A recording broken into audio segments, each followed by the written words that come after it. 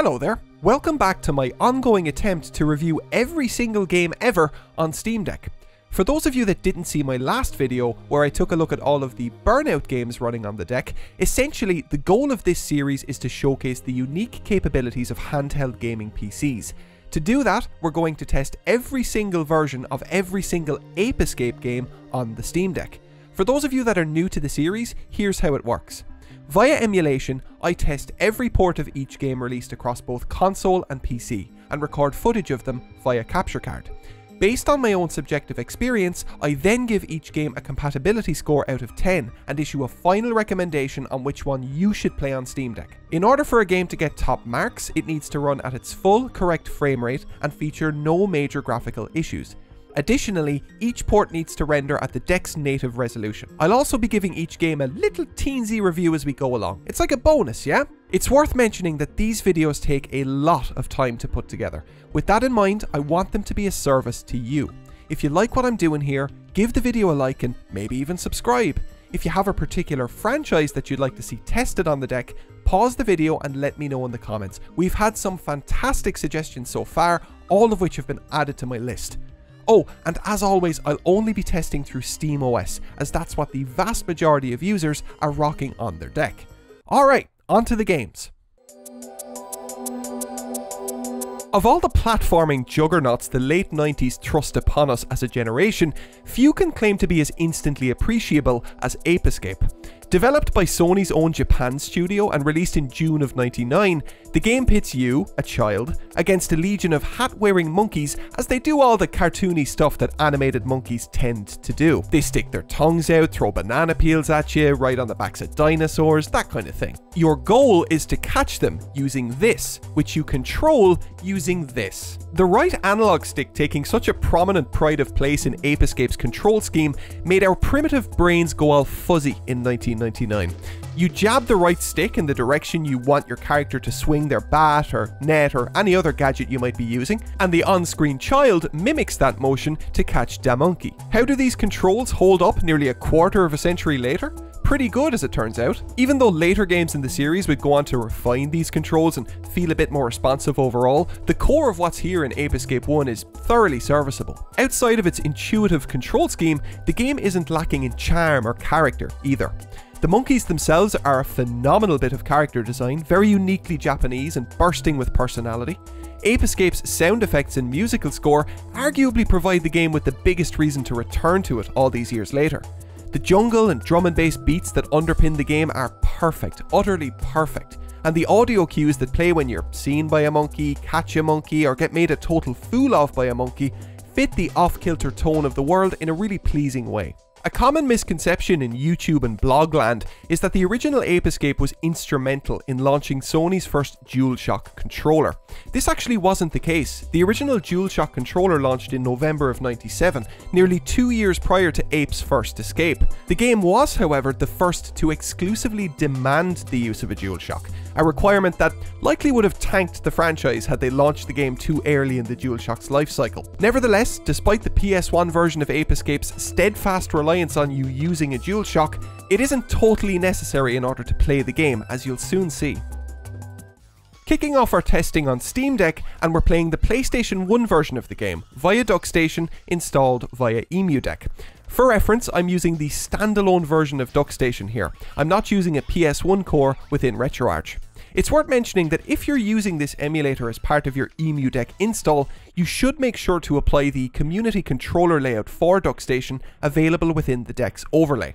This will give you access to a quick menu on the left touchpad that is absolutely vital in getting the most out of this particular emulator. My recommended settings for DuckStation don't vary too hugely from emudeck's defaults, and you'll see those down in the description for this video. As for Ape Escape itself, well, it'll come as no surprise that DuckStation performs remarkably well on Steam Deck.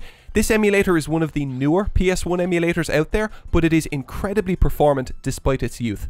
The only issue I noticed in playing the game on deck was a slight stutter every so often that affected the game's audio more than anything else. Despite that, the emulation here is essentially perfect and incredibly accurate to the original game on PlayStation 1. Fantastic visuals, great controls, and amazing playability bump this game up in compatibility for me. The audio issues mentioned are certainly noticeable, but they go nowhere near impacting the game's playability on deck. I'm delighted to report that the original Ape Escape scores a compatibility rating of 10 out of 10 on Steam Deck. Remember when I said that you didn't strictly need a right analog stick in order to play Ape Escape? Well, here's why. For some reason, Sony saw fit to bring Ape Escape to the PSP as a launch title in 2005, a move that I've always thought was bizarre, given that the PSP only has one analog stick. Whilst I question the wherewithal of those involved in making this happen, the game that we got as a result was fine. It looks noticeably sharper than the PS1 version, with the game's art being polished up and brought in line with later games in the series. The absence of a second analog stick makes it so that you fire off your gadgets with a press of the face buttons instead of the swing of an analog. This certainly erodes a bit of the novelty associated with Ape Escape as a concept, but there's sufficient charm left in the world, the character design, and the overall presentation to make this version worth a play, especially if you've any nostalgia for the port. Emulating the game on Steam Deck, we're using PPSSPP installed via emudeck, and I've listed the settings I'm using for this emulator down in the description. Performance here is essentially an exact match for the game running on real PSP hardware, as are the visuals, with the only exception in that regard being the 3x resolution scale we get to enjoy on deck. This really helps the animated aesthetic of Ape Escape pop, even if the PSP's textures are a little soupy looking by today's standards. Audio is very strong, no noticeable skips or jumps as you move through the environment or load into new areas. All in all, this is as close to perfect as you could hope for in terms of emulation. Great visuals, rock solid performance, and accurate emulation all come together to furnish Ape Escape on PSP with a 10 out of 10 compatibility score on deck. And there we go, both versions of Ape Escape tested on deck. If you've any nostalgia associated with either version of the game, I'm happy to report that they're both worth a play on Valve's handheld. If you've never played the game at all, I'd personally recommend the PlayStation 1 original. It's definitely the game as it was originally intended. Taking a look at the scores, and we see both games scoring a full 10 out of 10 in terms of compatibility, a first for the series and another tiebreaker. In this instance, I'm going to have to hand it to the PlayStation 1, as the control scheme of that version offers a more unique and compelling experience overall. The PS1 couldn't be here to accept its award today, but it has asked us to thank both Affine Texture Warping and Z-Fighting on its behalf. Lovely stuff. Here's a proposition for you. What if, instead of having to capture the monkeys themselves in Ape Escape, you had to capture their trousers? That's exactly the premise of Ape Escape's first follow-up title, the Japan-exclusive Pippo Saru 2001, or Ape Escape 2001. Spend 15 minutes with this game and you'll realise two things. One, you'll understand why the game didn't get a Western release, and two, you'll notice how angry you are that it didn't. Let me just explain that premise in a little more detail. Once again, you're playing as Spike, and this time you have to literally suck the pants off of the monkeys using a big vacuum cleaner. Once you've gathered up enough pants without the monkeys snatching them back, you've got to bring them to a gigantic washing machine where they'll presumably be washed. You can launch monkeys in the air using your vacuum cleaner, you can knock them off one another like bowling pins. I'm not going to beat around the bush here. This game is brilliant. Having never played this spin-off before, having not even known of its existence before I began working on this video, I can't tell you how fun it was to discover this absolute gem. It has all of the frenetic energy that the mainline games have, with just enough additional absurdity thrown in on top of it. This is what games are about: monkey pant retrieval. Seeing as this diamond in the rough was only available on the PS2, we only have one version of the game to test. As always, we're running the game within PCSX2 installed via emudeck. My recommended settings are down in the description below. Sticking to those settings nets us a very respectable level of performance on deck. In fact, it's very close to being perfect. The only issue I had was that the briefing screen that displays before each mission had a tendency not to display correctly, which, in addition to the language barrier, was a definite hindrance. It didn't take me long to figure out what was going on though, and once I was in-game, the emulator absolutely took off. Performance was rock solid, controller response was good, and audio was great, apart from some very slight slowdowns when the game was loading in new data. All in all, I really can't complain very much when it comes to Ape Escape 2001 on deck. Performance is incredibly strong with basically no slowdown, visuals are top notch with no huge issues aside from those briefing screens, and audio is another high point. With that, Ape Escape 2001 on deck scores a thoroughly great 9 out of 10 in terms of compatibility. Excellent.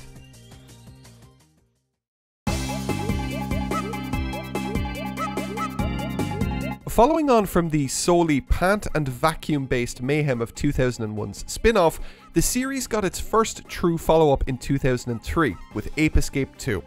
Released for the PlayStation 2 and developed by Sony's Japan studio, the sequel shares its core design pillars with that of the original game. You are once again a child, and you're let loose across a wide variety of unique stages to chase down monkeys and nab them with your net. Ape Escape's unique control scheme is back in full effect for the sequel, having been absent in the spin-off, and it feels significantly more polished and responsive this time around. The visuals look great, and the art style in particular feels more definitive and fully formed for this entry. Where the series has taken a backward step this time around is in its music. The score here is still great, but it lacks the unique identity of the first game. It feels more like a traditional, kid-friendly platformer soundtrack, as opposed to something more developed that younger and older audiences could enjoy. All in all, however, Ape Escape 2 is a hugely accomplished follow-up that is absolutely worth your time. But how does the game transition to the Steam Deck? Well, pretty well, thankfully. Right from the off, I will say that compatibility-wise, this is the worst game we've tested so far, but it still makes the jump to deck in a very playable state. Sticking to the settings you'll find in the description below, saw the game occasionally dip down to the 50 frames per second mark. This was most commonly the case whenever the screen was loaded with graphical effects or when we were transitioning in and out of areas. Outside of those dips, performance is strong, however, frame pacing can be spotty, even when we're sitting at a full 60 FPS. Much like the prior entry, audio holds up well with some minor skips and slowdowns whenever performance falters. It wasn't enough to ruin the experience, but it was definitely noticeable. Touching on visuals lastly, and for the most part, the game looks fantastic on deck. The only major glitch I spotted during my time with the game was my shadow appearing as a big rectangle whenever I ventured underwater, but thankfully that was it. Taking everything into account then, we don't have quite the home run that prior games in the series turned out to be on Steam Deck. Slightly wobbly frame pacing and infrequent performance dips hold this game back from receiving top marks. Ape Escape 2 scores a compatibility rating of 8 out of 10 on Steam Deck.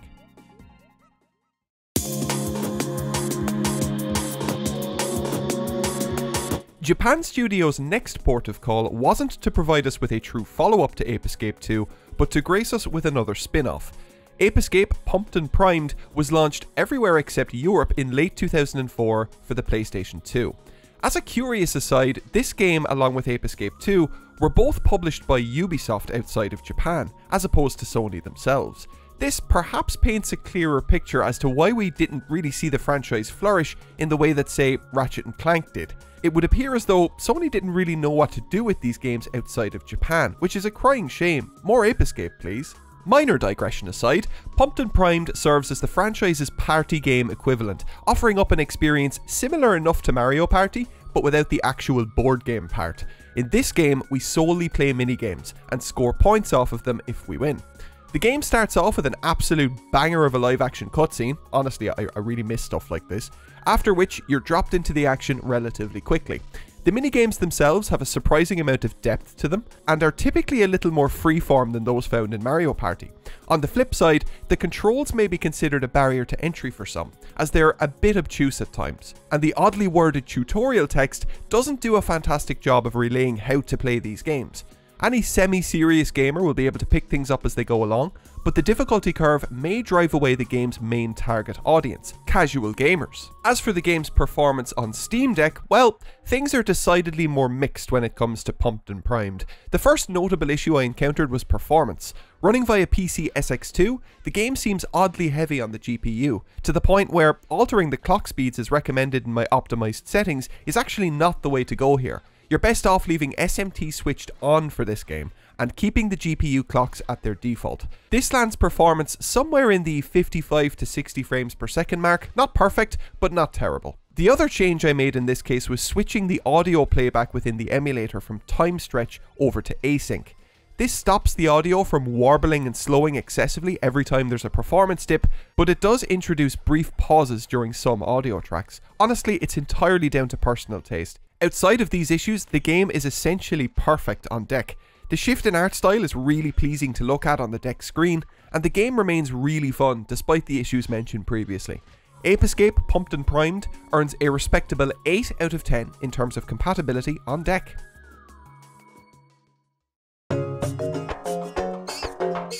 Releasing just a few months after Pumped and Primed, Ape Escape's next appearance veered the franchise even further into the direction of a casual audience, with iToy Monkey Mania launching for the PS2 in early 2005.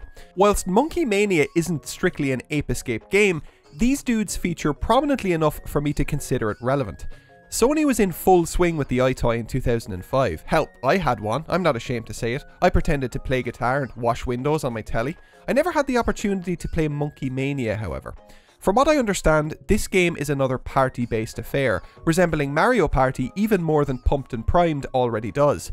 In this game, you have a board game that you work your way around as the titular monkeys, and at the end of each turn, you play a waggly, motion-based minigame. So yeah, it's essentially Mario Party. Playing the game via PCSX2 on deck, and you can probably see where this is going.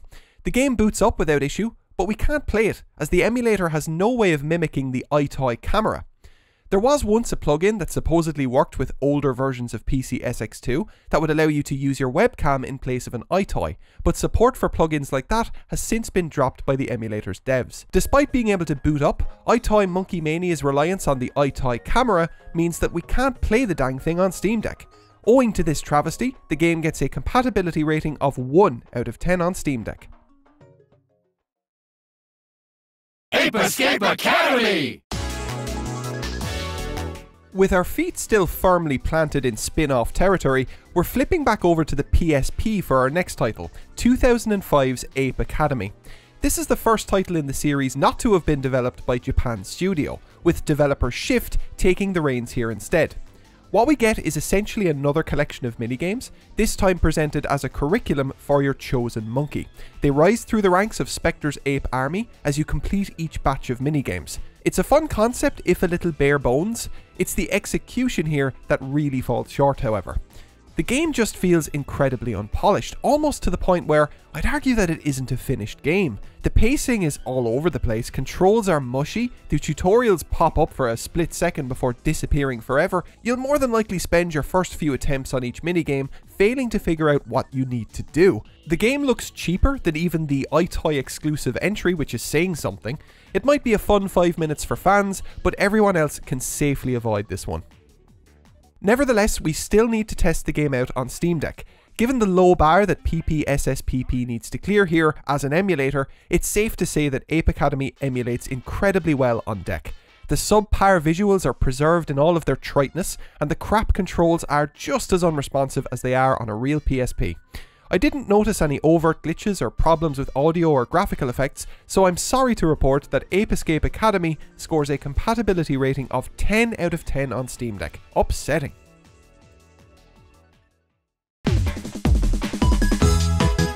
Following on from the minigame bombardment of the last few Ape Escape titles, we finally find ourselves back in the realm of the mainline entry with Ape Escape 3. Released in 2006 over here in the West, this was a very late contribution to the PlayStation 2's rich pantheon of exclusives. By this time, most of Sony's own dev teams were focusing on the PlayStation 3 as their target platform. Japan's studio were steadfast in their commitment to the PlayStation 2, however, and this game in particular shows an absolute mastery of the platform. I really mean that too. Ape Escape 3 is gorgeous. It really feels as though the entire game has been completely focused around capitalizing on the PS2's strengths. It runs at a flat 60 frames per second, the controls feel phenomenal, and the entire experience has a level of polish that even modern games tend to miss out on. This is golden age stuff. In terms of content, the game essentially takes the best of what came before and builds on it in a considered way. The stages you explore are now more fleshed out, in that there's more to actually explore within them.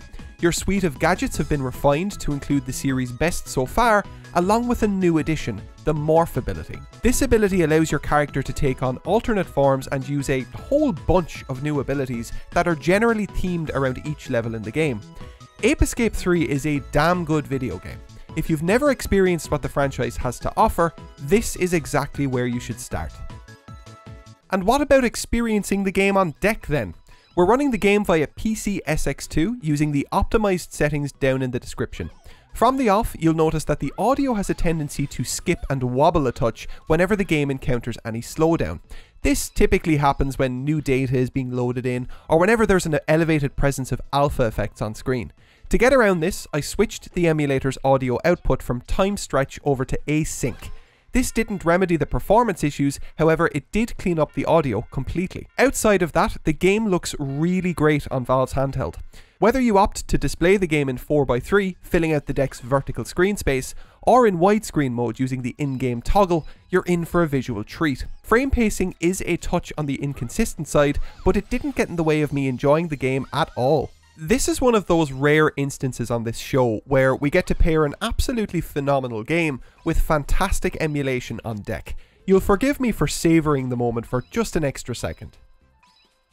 Okay, excellent visuals, great performance and responsive controls makes for an incredible experience on deck, with only mild performance gripes holding the title back from full marks. Ape Escape 3 scores a compatibility rating of 9 out of 10 on Steam Deck. Play this game! Not content with pushing out one crap game for the PSP, developers Shift were back in our lives in late 2006 with a follow-up to Ape Escape Academy, inventively titled Ape Academy 2. This game never saw a release in the US, launching only in Japan, Europe and Australia. And you know what? I get it this time. This isn't like Ape Escape 2001 where it's, the one that got away. This just isn't a very good game.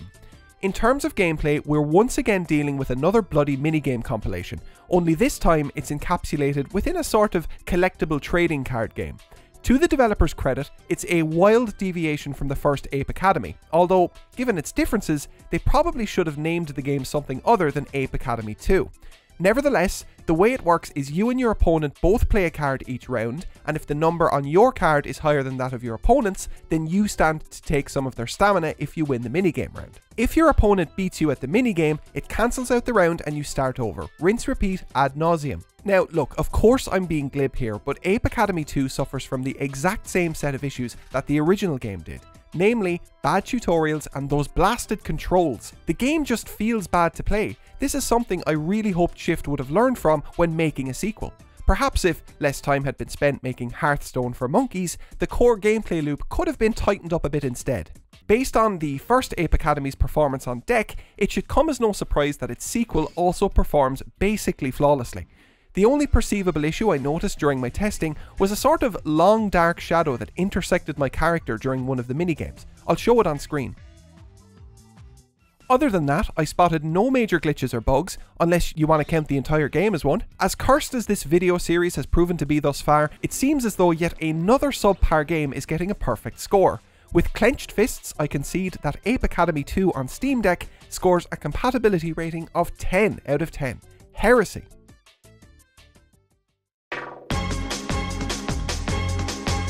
If there's one thing I absolutely love about the 90s and noughties as a gaming era, it's how common it was to see franchises spun off by their publishers in wildly different ways.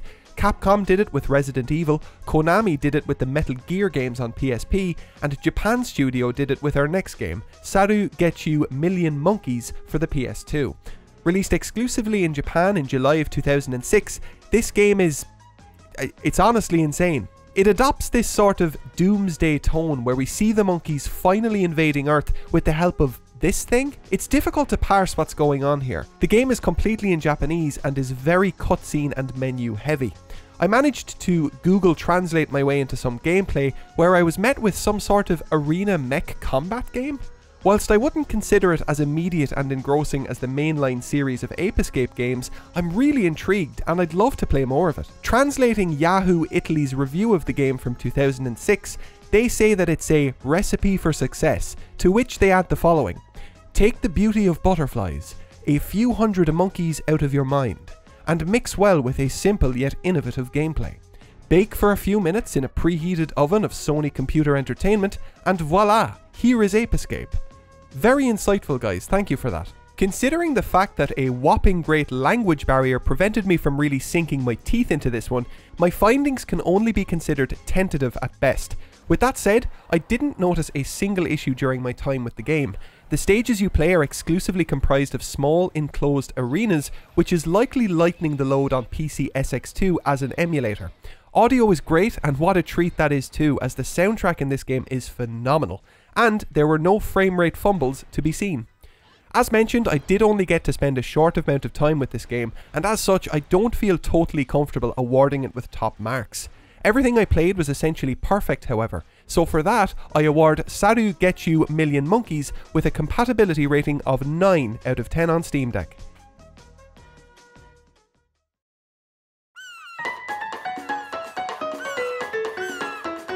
I gotta get you out of my life. I just got here. Remember before when I talked about franchises taking unexpected diversions into new genres? Monkey Body Horror Kart Racer is absolutely not what I meant, but that's what you're currently looking at. These monkeys aren't driving the karts, they are the karts.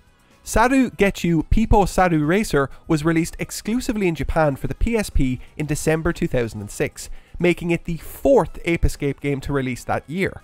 4! Out of all of the Japan exclusive titles we've looked at for this episode, I'm really surprised that this one didn't see a Western release. For starters, it's good. Good enough that it ended up in Japan's The Best lineup for PSP, which is the equivalent to the Essentials line in Europe and the Greatest Hits line in the US. Secondly, it's a kart racer. It isn't some sort of suck 'em up like Ape Escape 2001 or an apocalyptic mech battler like Million Monkeys. You would have thought there'd be enough global appeal in the genre alone to merit a localization. Speaking of which, there's enough incidental English language stuff in the game already, so I can't help but think that this game was once earmarked for a US release at the very least. As for how the game holds up, well, we're once again dealing with a bumper language barrier, but once you're in game, it's fun.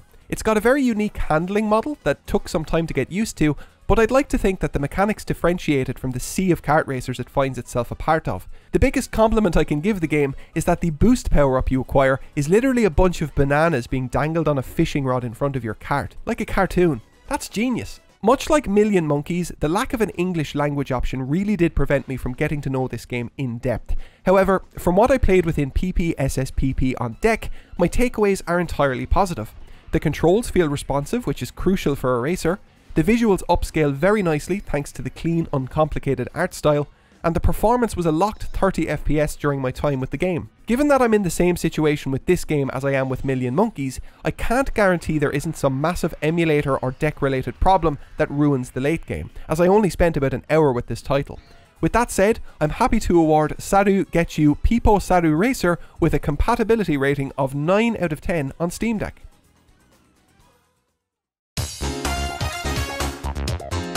Rounding out the quartet of Japan exclusive games in the Ape Escape franchise, we have 2007's Saru Getchu Saru Saru Big Mission for the PSP. These names, man. Let me just say straight from the off, if I'd been given this game in 2007 for my PSP in English, I would have been absolutely addicted to it. This is one of those spin-offs that takes just enough from the source material that it really feels like a legitimate installment in the series, whilst also contributing a whole lot more to the franchise by having a unique identity. Instead of playing as a regular child and running around stages on foot, this time you play as a child inside a laboratory that has been shrunken down to the size of a monkey's helmet. That makes sense, right? You drive the lab around using the left stick, and you can possess individual monkeys in order to use their unique abilities and complete the level. It's a puzzle action platformer, and it really succeeds. Figuring out what monkey you need and where is half the fun of the game, and just trying out their different abilities and fooling around with them in the world is engaging in and of itself. The game looks great. It uses the same engine as Ape Escape 3, just trimmed down a bit for the PSP. Performance is good, and the level of overall polish here feels like it's putting things right following a couple of really stinky Ape Escape games on the PSP. Despite the language barrier, I actually stuck with this game and persevered via Google Translate.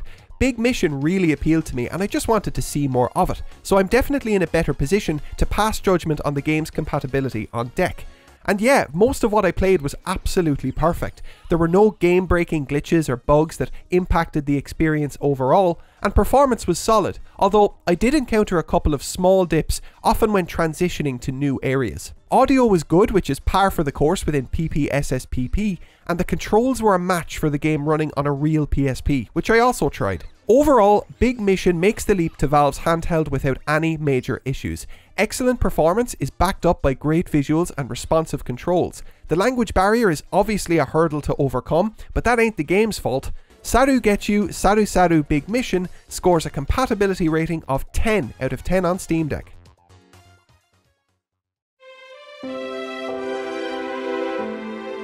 Not content with pushing out 2 crap games for the PSP, developers Shift were once again back in our lives in 2008 with Ape Quest, a turn-based RPG spin-off that frankly isn't very good.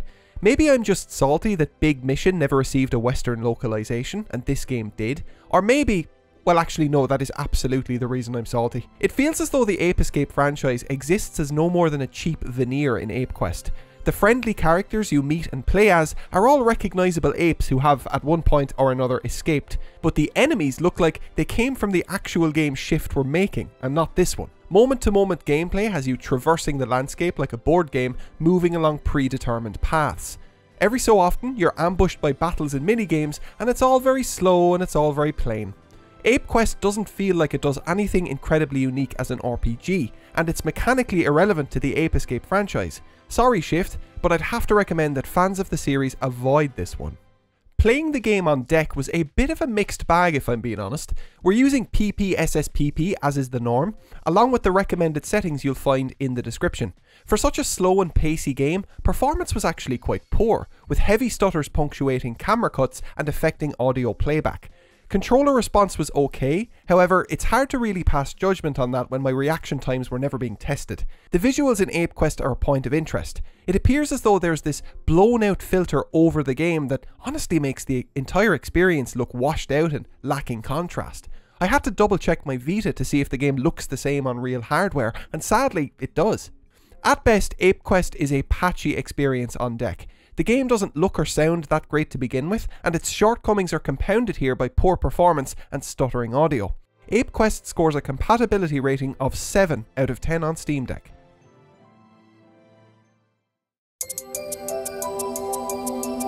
And so we end this episode right back where we began, with a game named Ape Escape, only this time it's for the PlayStation 3 and it was released in 2011. Don't get too excited now, as it requires the use of a PlayStation Move. It's upsetting to see a franchise that held so much mystique and appeal ending on such a sour note.